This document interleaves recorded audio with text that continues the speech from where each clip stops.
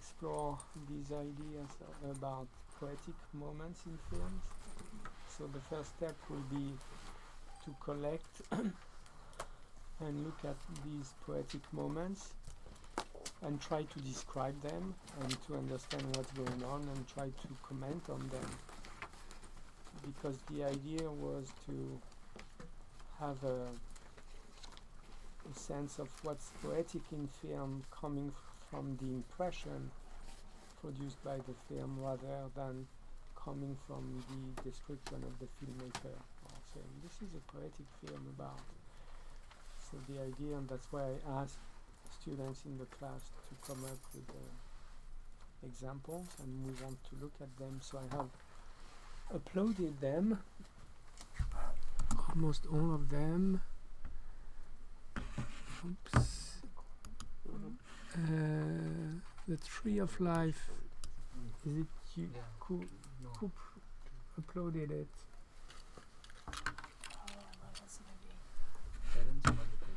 Let me check. I found a Pokemon commercial that I was going to post. Scott Bennett. It was really poetic. But okay, so let's do someone who is here. Do the right thing. Who did upload Do the Right Thing? That was mine. Yeah, it was yours? Yeah. Is it the whole extract here? Yeah, that video's, well, there's a little bit of lead in. Okay. For a while. Okay. I think I linked it to the time code. You know what I mean? Okay, so well, that's fine. We can watch the 3 minutes. Yeah, it's just another minute. Okay. Or 2, maybe. Okay, let's go. What? Pino, who's your favorite basketball player? Magic Johnson. Who's your favorite movie star? Eddie Murphy. Who's your favorite rock star? Prince. You're a Prince fan. Oh, it's Bruce. Prince. Bruce. Pino, all you ever talk about is nigga this and nigga that. And all your favorite people are so-called niggas. It's different. Magic, Eddie, Prince are not niggas. I mean, they're not black. I mean, let me explain myself. They're not really black. I mean, they're black, but they're not really black. They're more than black. It's different. It's different. Yeah, to me, it's different. Pino, deep down inside, I think you wish you were black. Get the fuck out of here. Laugh if you want to. You know, your hair is kinkier than mine. What does that mean? And you know what they say about dark Italians? You know, I've been listening and reading. You been reading now? I read. I've been reading about your leaders, Reverend Al, Mr. Dew, Sharp Tone, Jesse. Keep hope alive. That's fucked up. Keep hope alive. Hey, that's fucked. Don't talk about Jesse. And even the other guy, what's his name?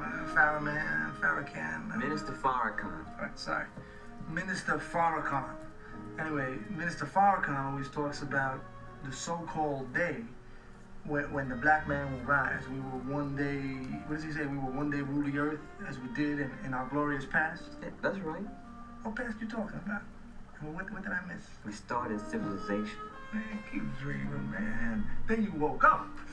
Pino, fuck you, fuck your fucking pizza, and fuck Frank Sinatra. Yeah? Well, fuck you too. Well, fuck Michael Jackson.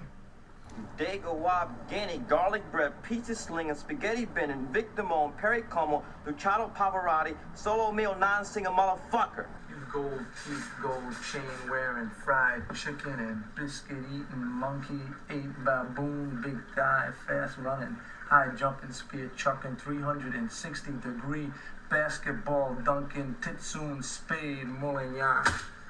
Take your fucking pizza and go the fuck back to Africa. You little slanty-eyed, me no speaky American, own every fruit and vegetable stand in New York.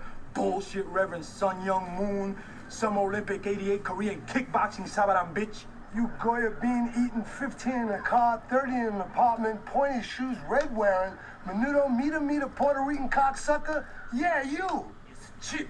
I got good price for you. Now catch it. How I'm doing? Chocolate egg cream drinking, bagel and lots, banana for this Jew asshole. Yo! Hold up! Time out! Time out! Y'all take a chill. You need to cool that shit out.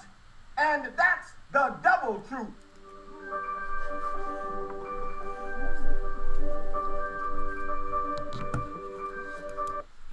Okay, Poetry. so the poetry was in the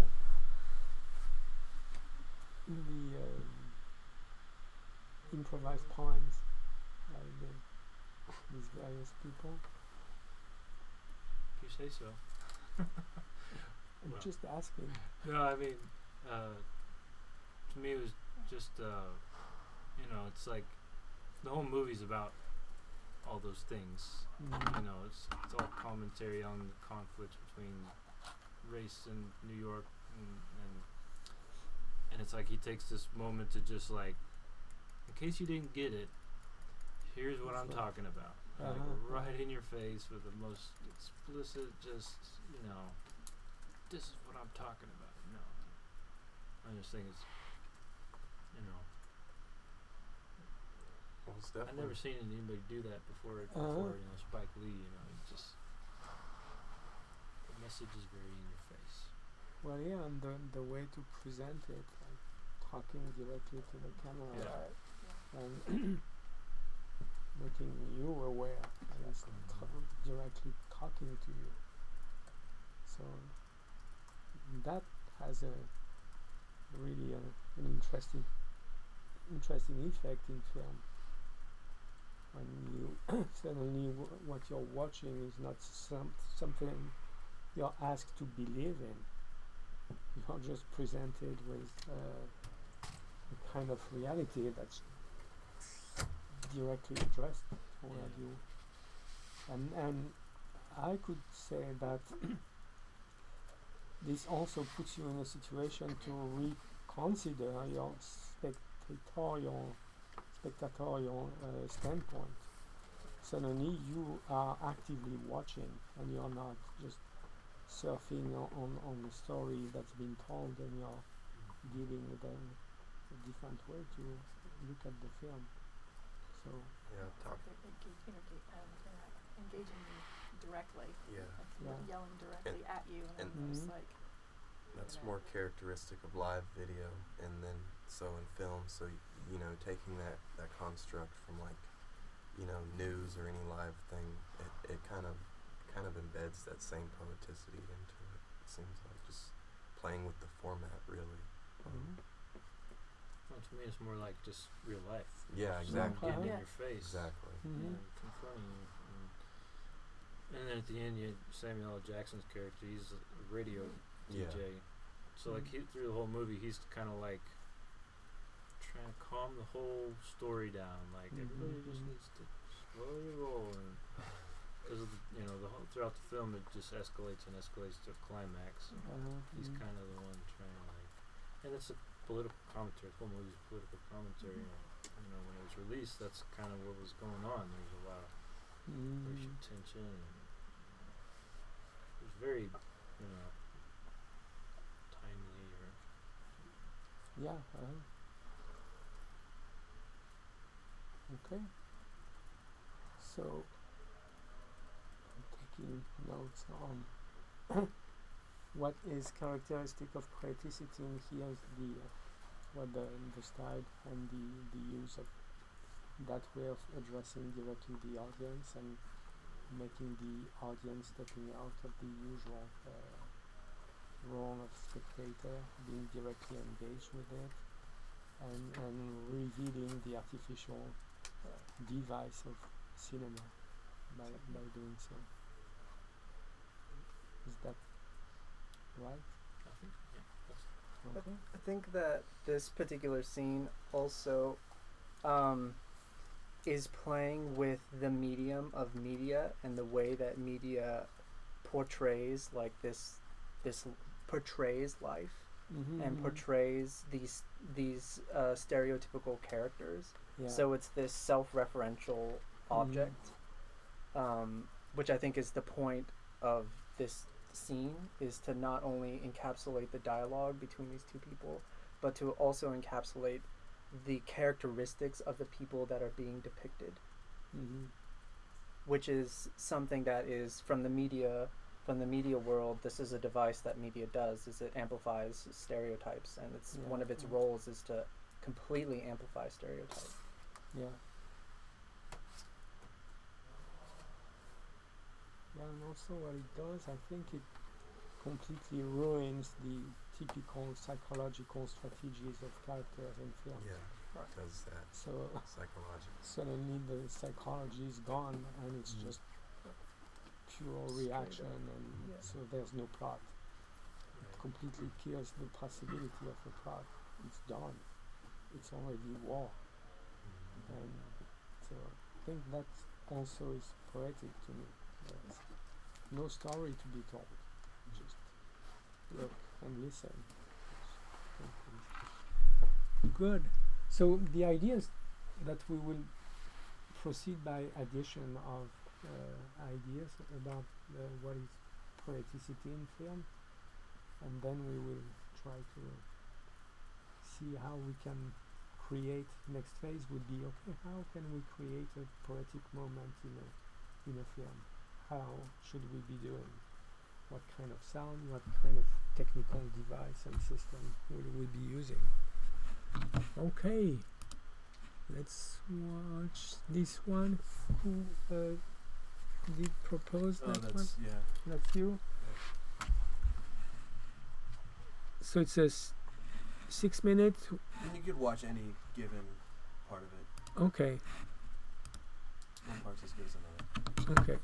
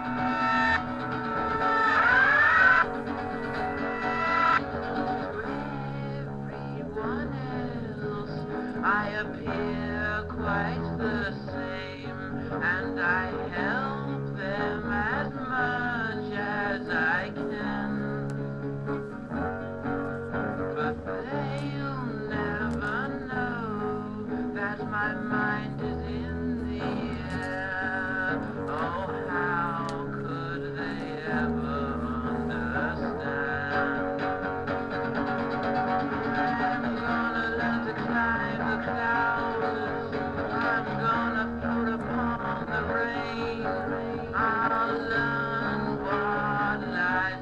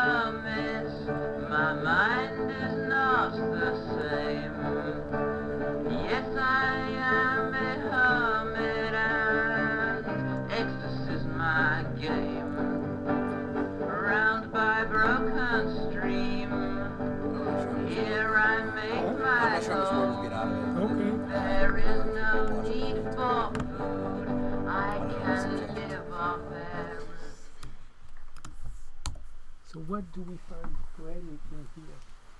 What I love is the jittering of things, the way things are unstable, and you do not know if she is moving that way, or if the it's the film is just flickering or something like this. And also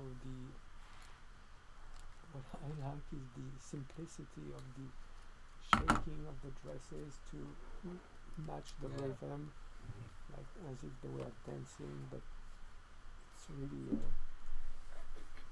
even a childish type of way to animate them in rhythm to the music.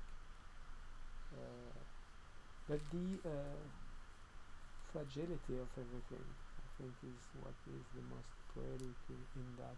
You feel that it could be interrupted abruptly any time, and then it happens. Suddenly you're into that scene, and then it cuts to the something else. So that state of something presented as so fragile and yeah. What else? Even the colors, they made the set so beautiful. Like her shoes match the green that is on the when she picks it, and that moment is so beautiful. I'd rather hear from people who haven't seen it. For me, I really enjoyed the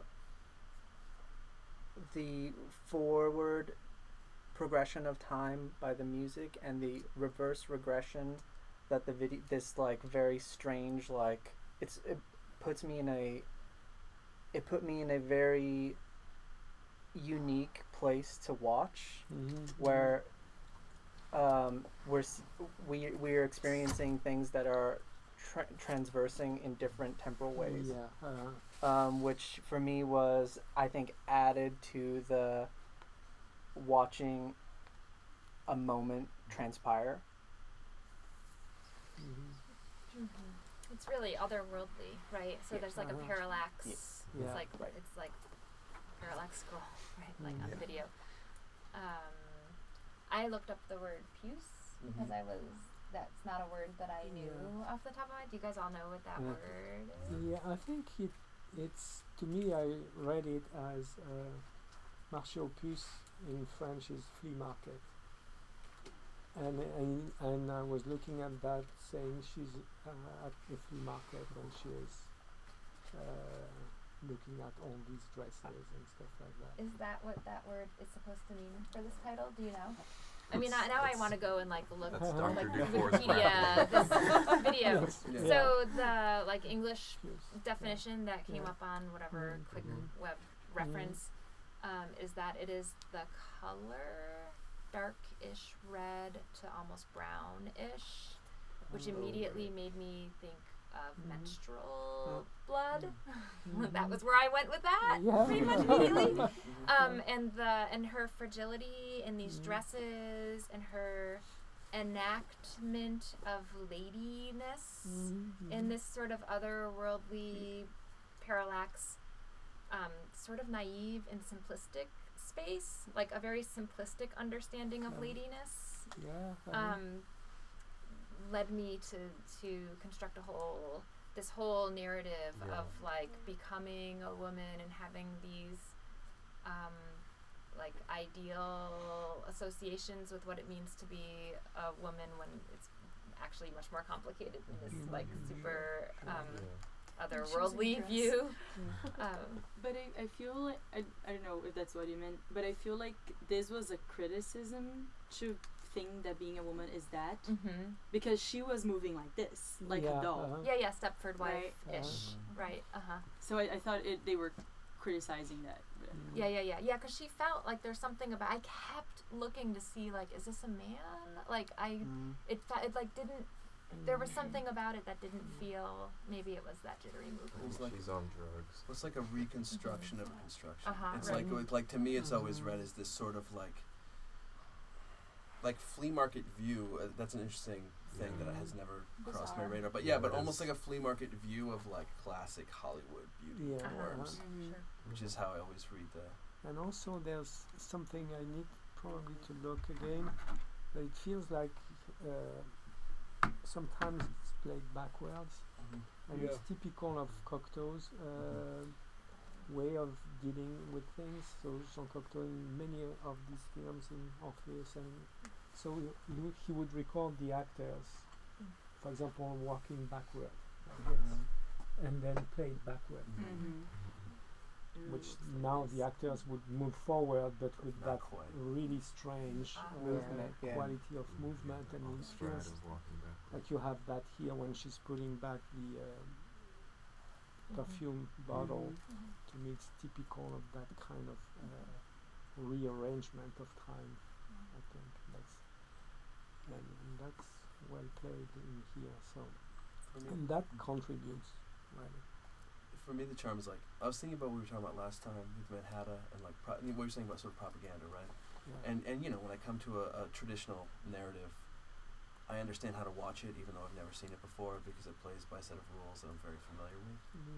And these poetic moments seem to like step outside of those rules, and that's sort of what interested me about this. And has always interested me about this is that it makes you relearn how to watch it.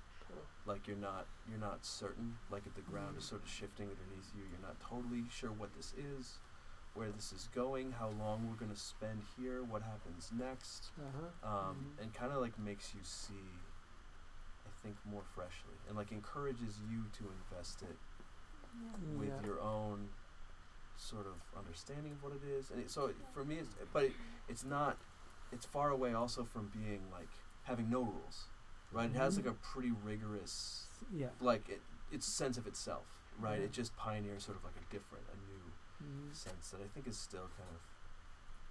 Well, I think it's typical of the poetic function of experimental cinema, which I think is always to be something that to me exists before cinema exists. To me, it's always a proto-cinema, something that really contributes to the invention of cinema every time. And you can see that, and you can see the whole history of cinema emerging from that film, because everything is already contained and reinvented in here.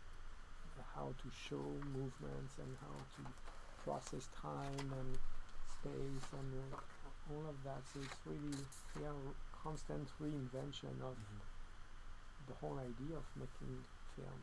Well, to me, this is really demanding to watch, because you have, to your point, you have to want, first of all, to understand what it's trying to say, figure out the rules, like, you're not going to make sense out of dancing dresses, for several seconds.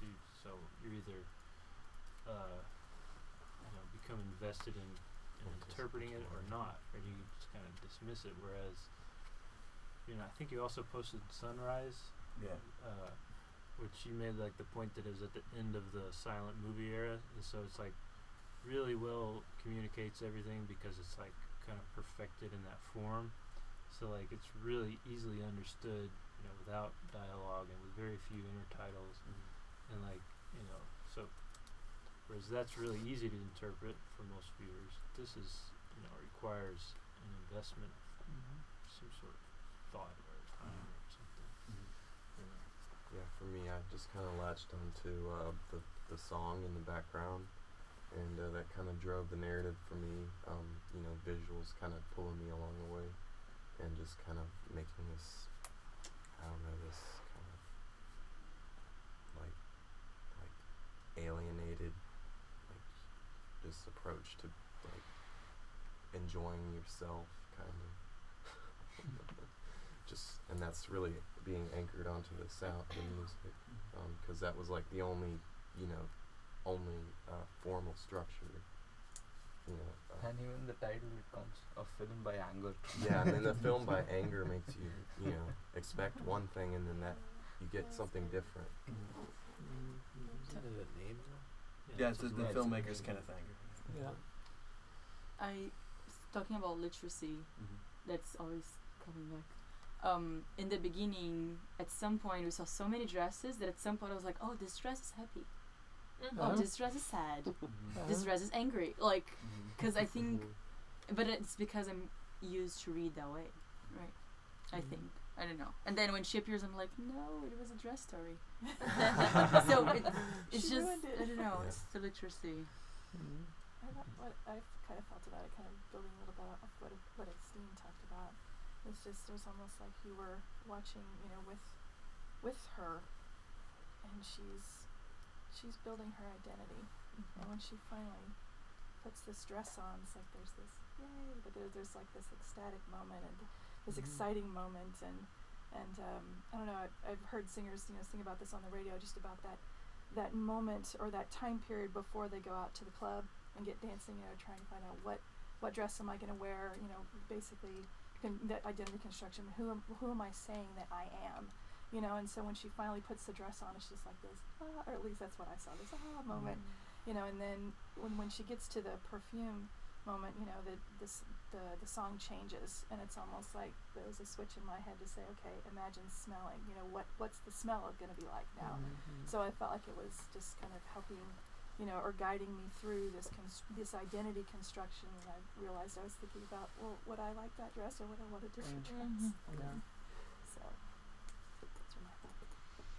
And there's also an interesting representation of the senses.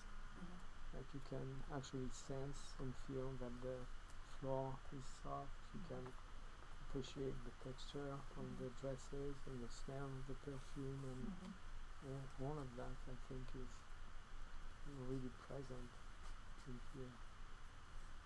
It's a kind of sense of synesthesia in here, with the colors and the movements and all of that.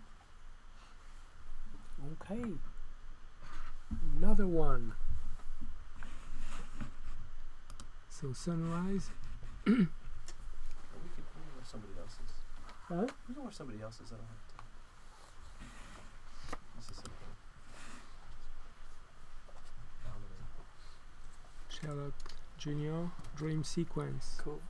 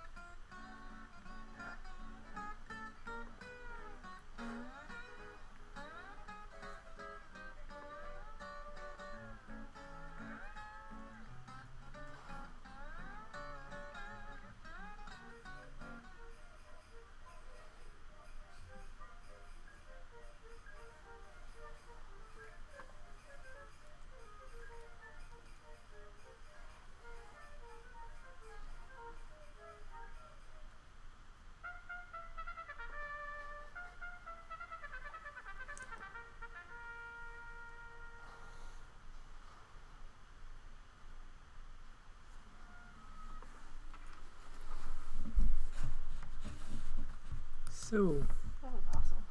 yeah. What's going on in film?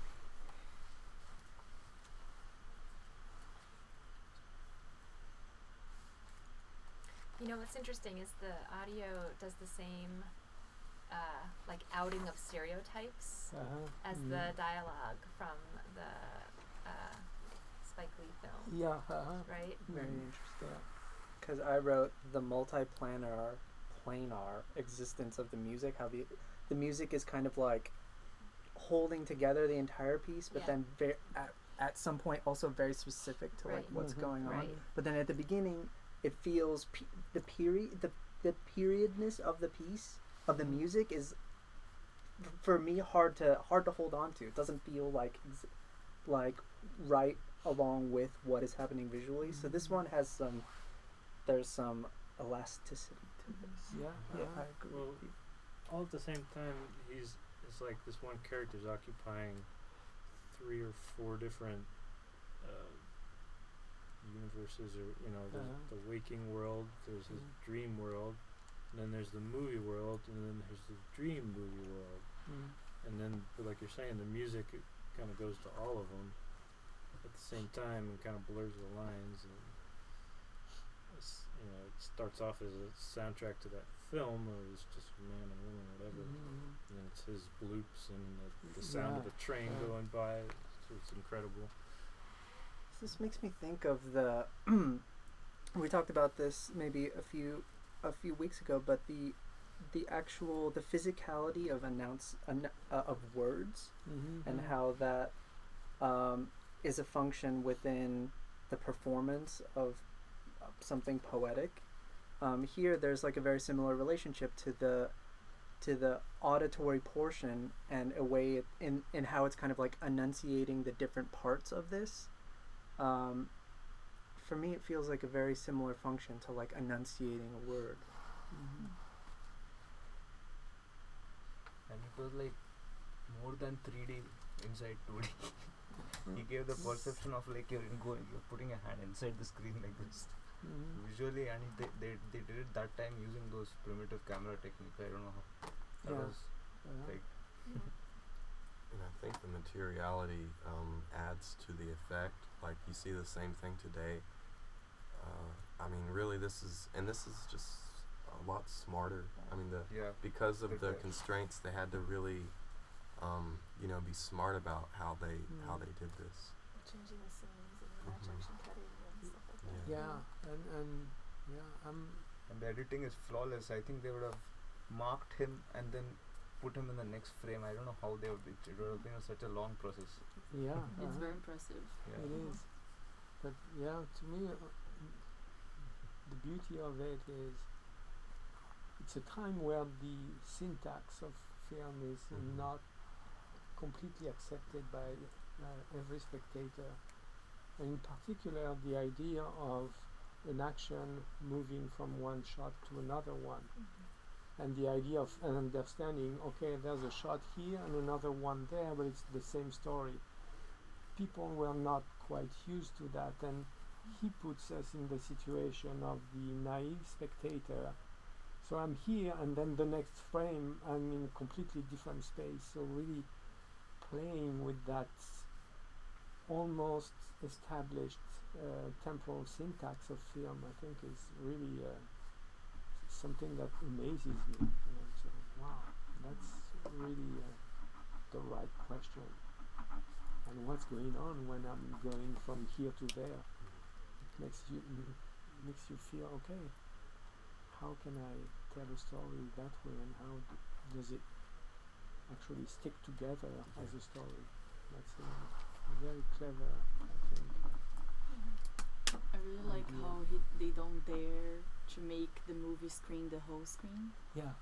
Because you see the people and the pianist and the screen, and then they do a close up so you can see better, but they never dare to do the whole. And I was thinking, is it by syntax? Well, it's reasons? also worth thinking about that in 1924. You wouldn't be watching it here. You'd be watching it you'd be in a theater, kind of like watching a theater, like in a In theater a watching a theater, screen that has yeah. a theater that Right. has a screen. Right, Like, that's true. Like Yeah. a mirror. It's like this mirror, Infinity mirror on a mirror. Yeah. Uh-huh. They Yeah. don't need it to be that big because it Like would when be you watch a projected big, 360 video in VR and they bring up the screen and you're watching a video right. and so there's a video and then there's a screen that the video's on and then there's the actual video playing on your phone or whatever. Yeah, that's So just crazy. but they did that virtually before that was a thing. So I mean that's really where the I mean and I wonder how much the process informed the idea or if the idea just was totally supported by the process. And just Now it's sad because this technology came and it just stepped over it. I felt like Yeah, I after feel like watching there's this, still it a just place came for and this. stepped over it. Yeah. So we need to like revive this kind of creativity on screen. Well, that's exactly the idea of poeticity Yeah. is really a reinvention of the codes of the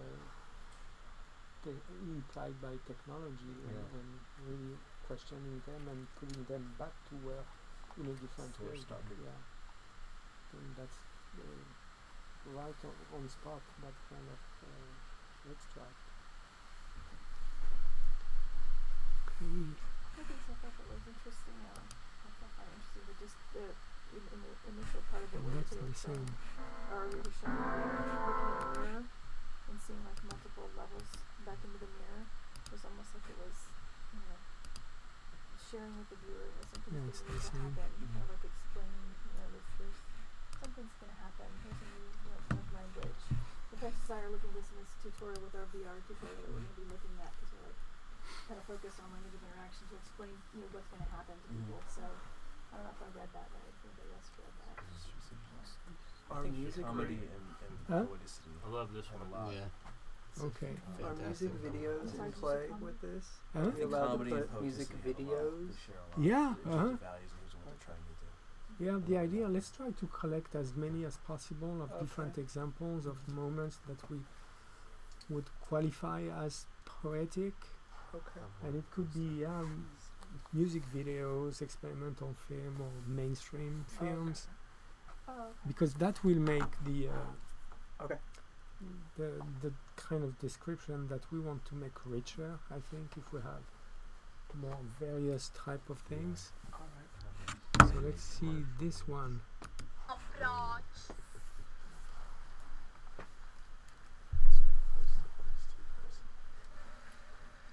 Proč je tady ta voda? Proč? Proč je řeka? Proč? Strýčku, proč? Proč je mi zima? Proč? No proč? Vidíš?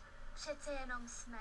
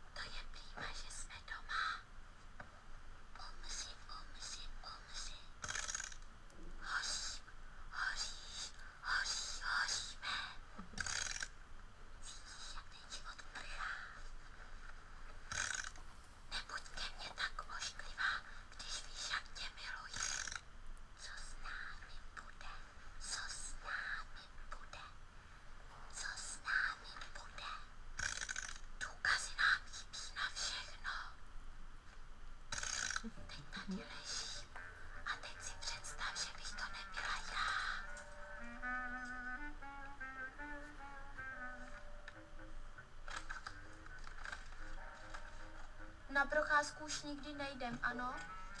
Správně. Na procházku už nejdem nikdy. Taky správně.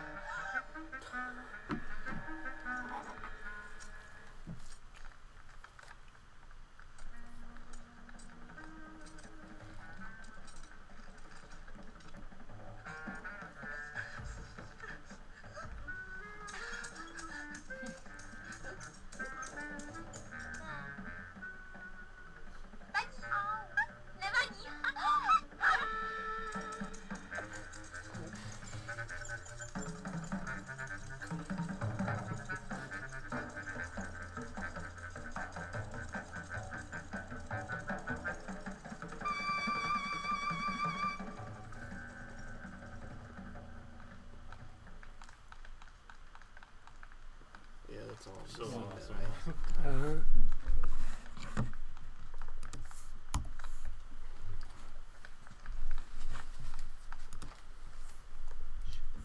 Sorry, I have to leave, but we can continue that. And I will leave my computer turning. Can you, at the end, someone just stop streaming and close it? Thank you. I liked all the little squares and the sound. That was cool. That was very poetic. Just like the animation of the squares with the sound. I was like, something's gonna happen. Yeah, something's gonna get really cool. I mean, that if the video was just that, for me, that would have been. Yeah. Who posted that one? I'm just curious. Really? What's your take on it? I'm just curious. There's a lot with this film, like, and so I picked out one specific scene where you wouldn't need all of the like narrative, because there's a lot of both feminist and political stuff to it as well, and you can see a little bit of that even in that scene. But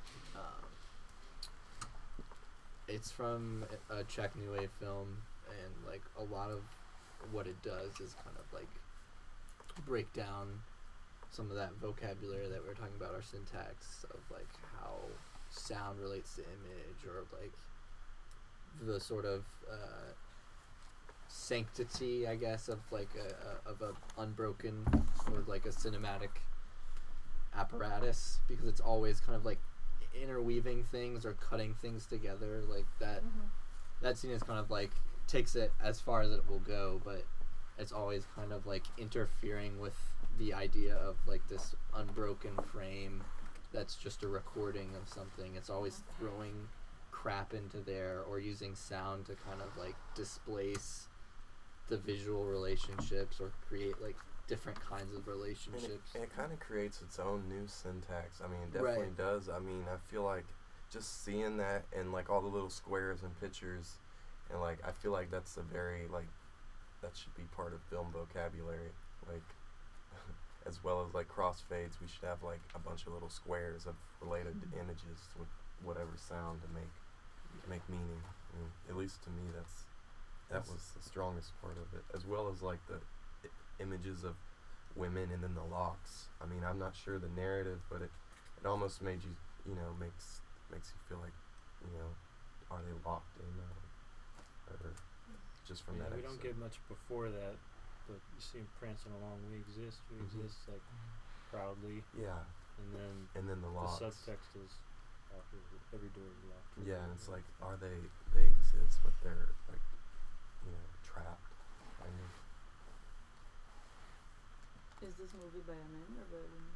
I can't remember if the director is a man or a woman. Samir Krasky. Does it say? Samir Krasky. Yeah, and that's interesting too to know. Vera Chitlova? I don't know. The sort of end that the use of the effects, it's like almost the inverse of what we were talking about with silent cinema. Where like silent cinema, because of its constraints, develops like this incredible visual expressiveness. And this, it's like, here's a new technology that a filmmaker was like figuring out, right? Like how best to use this, and how it like was kind of becoming an instrument to challenge, kind of like the codes of cinema, and like develop like push into new terrain. It's interesting to me. Like I felt like a lot of tension leading up to that, like the spring, especially during the sequence once they're sort of in the room and like they're getting wrapped up, and there's like this alternation between like childhood game and like something more serious, right? Something more like a different kind of play like happening, and like culminating in that like moment of like cutting the garment, and like that real like tension ratcheted up, the spring getting super tight, that like just releases in this like boundless like snippety. Because like I don't know, maybe like what I'm worried about is like harm is going to be done to someone, right? There's like scissors near human bodies kind of stuff, and then it's like, well, what's the worst that happens? Somebody gets their arm cut off, right? Like somebody gets their head cut off. It's okay, like it's all okay. It like diffuses. They're still laughing. Right, it like totally like detonates the anxiety. Do you mind? I don't mind. Yeah, right. Too far. Yeah, you're right. It's interesting tension. And also kind of like, I feel like it was interesting how they foreshadowed that all the like cut up stuff. And there's it's always cutting with the rhythm, right? And just that's it's really like using the cut as the it goes from like verbal engine, cutting film to she's cutting the blanket to she's cutting her clothes to cutting her flesh, cutting everything. Right. Reality itself. Yeah. Right. Yeah. The pace of the cutting gets so intense it intrudes on the cinematic reality. It's kind of like a cousin of Sherlock Jr. now. I was thinking about what I think Francis said about the syntax. I don't know. Everybody's talking about syntax. Sure. Yeah. When does a new syntax becomes a classical syntax? Right. Yeah. Right? Because I don't know. There's this, and there's all the experiments Godard was doing in the '60s, and the whole nouvelle vague, and it's still not classic.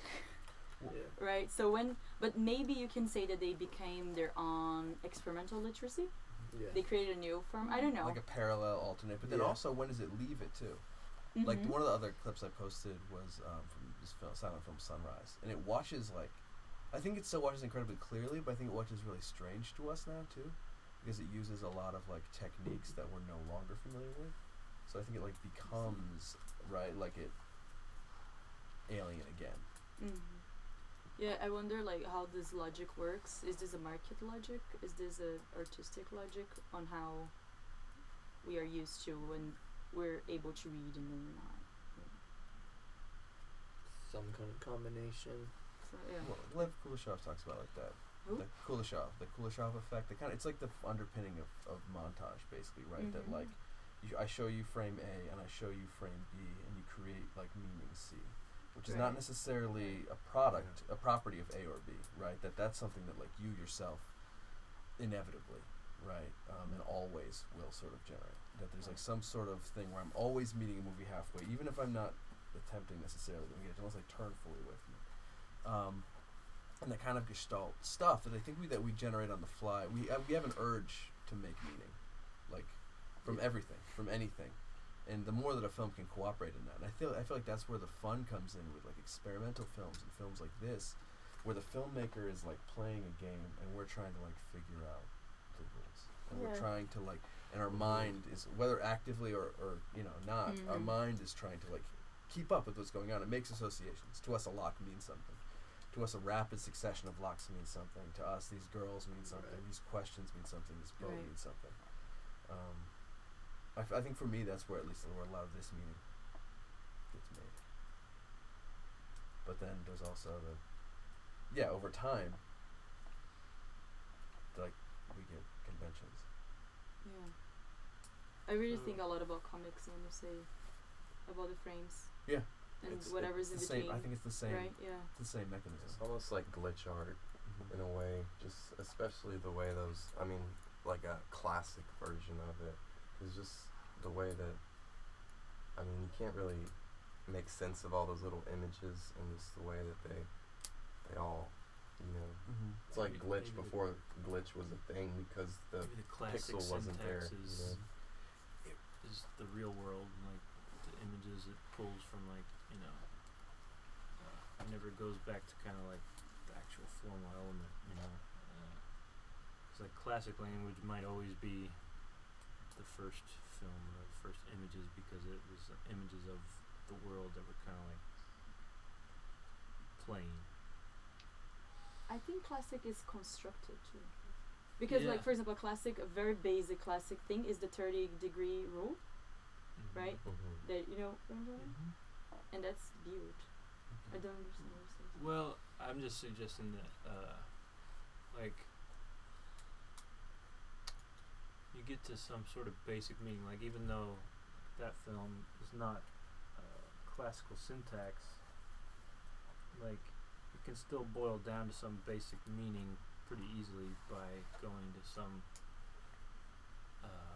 imagery or construct that's always tied to more concrete reality, so to where you could kind of bypass any syntax, I guess. Yeah, it's kind of, I don't know, it kind of leads to the question, do we even need like visual syntax, visual literacy? I mean, But there's no way of not having that. I was gonna say I don't It think doesn't you can avoid exist. it. It's Yeah. always a construct. I think Right. that the very Yeah. process of me looking at frame A and then frame B and then generating meaning C means that syntaxes are going to emerge. Yeah. I think if we watched a film like if all the films were films like this, right, which kind of happens right now with like the Czech New Wave, but like with the French New Wave, there's like a moment where it, like Breathless does watch super revolutionary now, but also you can watch films now and trace them all the way back to that history. I think that you can revise what to us is classical syntax. Yeah. I feel like I told this story at least 10 times now, but there is Go for this 11. experiment. You've heard it, like, there's this experiment they did during the Nouvelle Vague that they took. Did you tell this story in this lab? I don't recognize it yet. Yay. That they took all these like Godard and Truffaut that were very experimental movies and they presented them to teenagers that never seen classical cinema before. And they like kind of were educated on this movie, so they just watched them for some time. And after that they showed them like classical Hollywood movies and they could not understand. Right. So it doesn't exist a classical one. Yeah. We're just trained in it, but They couldn't understand in what way. they didn't. So like for example, if we're shooting this room and you do a close-up of my hands, you know that it's because I am in the room and my hands are somehow important, like this kind of stuff. They didn't understand, so they were like, it was almost us watching this was their experience. Gotcha. It was very like, why is her hands now there, or That's interesting. it's very interesting. So I don't think it exists. But we exist. Yeah, we exist, therefore Or not. That's the kind of what I was syntax getting at, is though. somewhere in Was it- some temporal. So what lobe. you're saying is like for them the A plus B didn't equal the right C, or like the C that was thought of when it was composed. Right? Yes. I know? think that's a very mathematical way of putting it. But yes, math physics. So,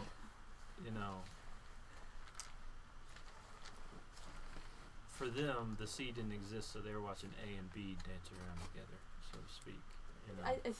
I think it was maybe more. I mean, I wasn't there, so I don't know. But I Right. think it was maybe more complex than that. What- I think it's like the C was different. What Maybe study? not Yeah. missing. What study is Yeah. that? If I you- learned about it like 6 years ago in film school. Okay. So If you could ever find it or ever come across it, please do Yeah. share it on their forum or something. I will. I'm That's- not on your forum. But Oh, you're if not I in ever the, you're not found in the it. class. No. I can Oh, be your okay, Miss well, I can be your channel to the forum. yeah, I'll well, definitely I can post in your tell on your tell behalf. Sean. Post in your name. That's right. In your stead. I really want to read this study. I don't know. I don't even know if it was formal thing. Okay, it's just Because at that time they were doing so much film experiments that I Yeah. don't even know if it was like a yeah. research. I'll probably end up digging. Mhm. Hopefully I can find it. But if anyone else does, I always think it's impossible to do it today. oh, the experiment. Yeah, kind of. Because everybody's very exposed to everything Yeah. So when did this take place? in the 60s. In the 60s. Yeah. Okay. I don't know. Wow. I think Yeah, that's like interesting. my nephew, for instance, if I showed him a movie like this, or maybe That something a relates little to- Yeah. further out there. I mean, he's used to watching comic book movies and whatever, like Yeah. the very mainstream fare. Like wouldn't get French New Wave. Right. Well, my question is why is there even like mainstream? Like why can't mainstream just be filled with the spectrum of obviously Well, because of business. That's think where it's that's where market self-perpetuating. forces. Yeah, market Yeah. forces. But I just And feel then like you start to we the want- ideology path. We We- want to and I consume feel like what we we would be- understand. We don't want to Yeah. work so hard. Yeah, every but I time feel we like- go Well, sit and down. they don't want to risk studio resources on something that might not go. Mhm. Right. The higher budgets get, the more Yeah. risk adverse companies no, become. I come right? from a Like- very business focused degree, so I know that. But I just have to question like Yeah. Sure. why. I feel at some point it becomes the cultural industry from Adorno. Yeah. What yeah. kind of market forces would it take to create a world in which you could I have feel this like and we- Puce moment Because this and gives silent us films and more to think about. I mean, more to, a lot of times I'm watching something and it's boring, right. I'm done. Maybe That's my we're- problem with CNN. They're just like, what do you think? And I'm like, Well, I But think they're it not also- concerned about you. They're concerned about the Yeah, mass. exactly. And, like no single person, but the most people.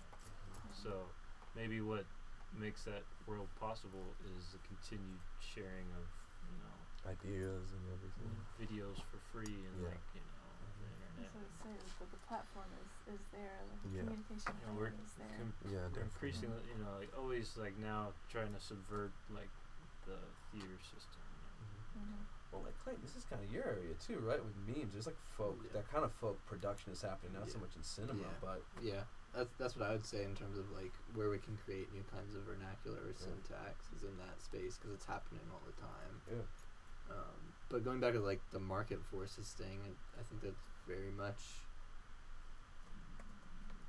like when we're talking about poeticity, like I think what mainstream film is trying to do and what you would call poetic cinema, those are oppositional goals. Just to create something poetic is to like not necessarily like intentionally obfuscate meaning, but to make the process by which meaning is resolved complicated. To give like an elastic space for people to have that kind of intellectual interaction. Whereas mainstream cinema, like if it's going to sell, needs the transition from syntax to meaning to be as fluid and seamless as possible. Like there can't be any space for people not to get it.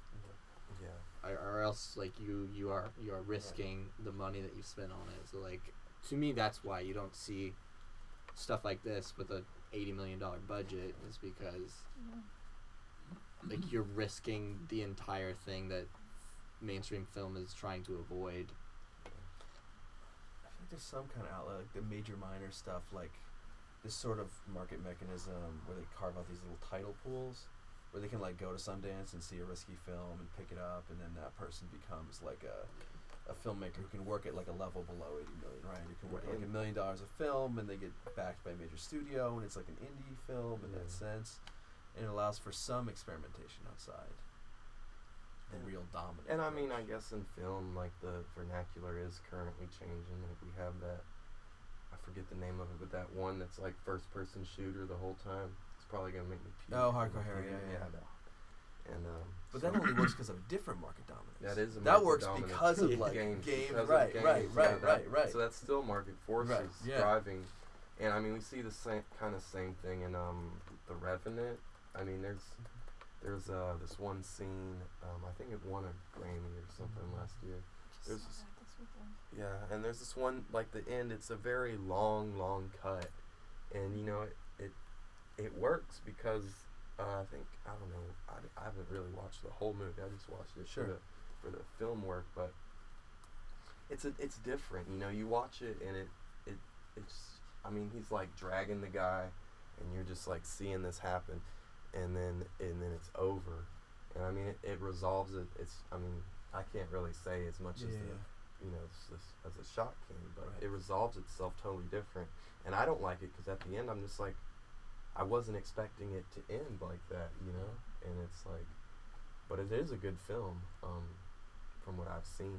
I mean, I haven't watched enough to get the story and everything. That's like some mountaineer. I didn't think it was that far outside of pretty mainstream and normal, you know, filmmaking. Really. I didn't feel like it was that far outside of normal. No, it's not far outside of it at all. It's just really that last shot that's kind of long, you know. The guy's previous film is not technically one shot because you watch it as one shot. Yeah, it is. Your experience of it is one. The virtuality creates a single shot film. Which is because it's about theater. Yeah, I think it's coming back to it too. It's like what you were talking about with like Adorno, and then it's just like that's like just There's nothing new. That's just like just nothing new. And not only that, like the logic of capitalism is that it makes spaces for things to be like new enough. It makes spaces even for people who are like outside the system to come inside the system on a limited basis, right? Like Sundance and like the festival circuit. I feel even mainstream feminism, like, you know what I mean? Like the absorption. Is that a word? Yeah. To absorb social movements, right? And be like, yeah, we do that. Disney is great at doing this. Disney's so good. We will gladly sell you this too. Like What is that? amoral, totally amoral. Yeah, like exactly. No, it's not pushing an agenda other than It's Self. smaller. Then Yeah. please come It's to. self. We have space for you Yeah. too. Yeah, Right. It's always the Yeah. trajectory of counterculture. Sell and you the pink shirts and Yeah. capitalism. We will gladly, right, like NFL sell you whatever pink you want. jerseys. Yeah. We will Labsynthe. sell you your sense of self, basically. We will gladly like take you in and then market you back to you. Yeah. And you're like, oh, representativity. Right. Here's your $90 spiked collar. So what be happens? You different. bring up Adorno, then the class is over. You know what I mean? Everybody's back on their Everybody phones. goes. You invoked yeah. Adorno. There's nothing else. Pencil in my ear. It's Stone worthless. bummer, right? No point. No hope. The market Okay. forces tell you, like, all the streaming outlets. Right. That might be something that causes what you're asking. Like, Right. That might be because Yeah. people are hungry for content no matter Yeah. what it is. Yeah, yeah. you know. But then, like, is there a Oh, tenor? that I was feel like there's a crazy. natural During my tendency live for stream capitalism last to night like before the Is World that Series File? came on, Yes. Okay. I Right. trolled them. You know, that's actually Because an ESPN aspect. trolled. I've never if been these to films Brazil. became big, Brazil, then It's studios awesome. would Yeah. be No, I you would can hear expect this. so. They The can city hear looks this beautiful. right now. Introduced No, the I restaurant. trolled Where you are because sending ESPN higher was writing trolling. writers. They were Hey, we're gonna acting do like they're straight That's up like pregame how stuff many for the have- World I I Series. hear that Universal They has show got World a Series weird on ESPN. No. socialist. So there's environmental people tuning in I like don't know this if is that's going to be a all World your Series We gotta stream. get But that's one. No. something Do that that when And you so, rank Maker Sent it to 13. me Right. at the beginning of the semester.